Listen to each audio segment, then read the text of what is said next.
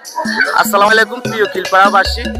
কালিয়াতলা কেন আজ আমার হাঙ্গা বুঝছেন, হাঙ্গা কি বুঝছেন মানে বিয়ারি বুঝছেন।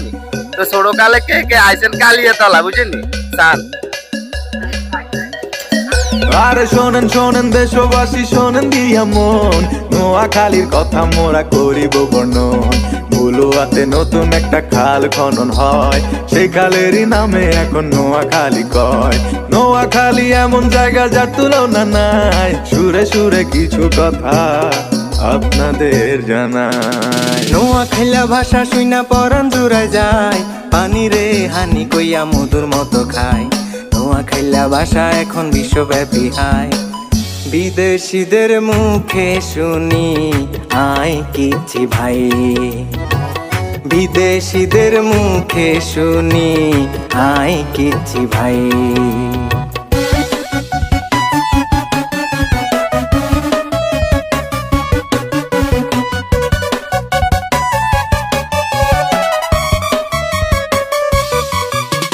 বিখ্যাত মৎস্য খামার আছে লক্ষ্মীপুরে, জিনের মসজিদ আছে আবার একটুখানি দূরে।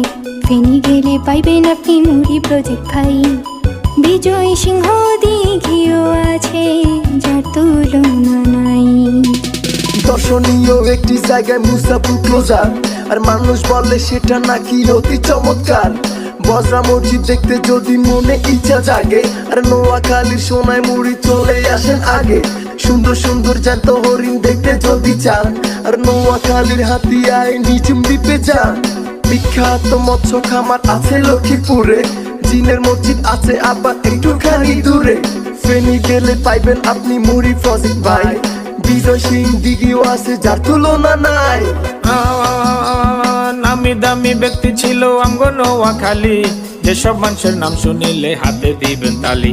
তাদের মধ্যে অন্যতম জহির রায়হান, বীর শ্রেষ্ঠ রুহুল আমিন রাখছে দেশের মান।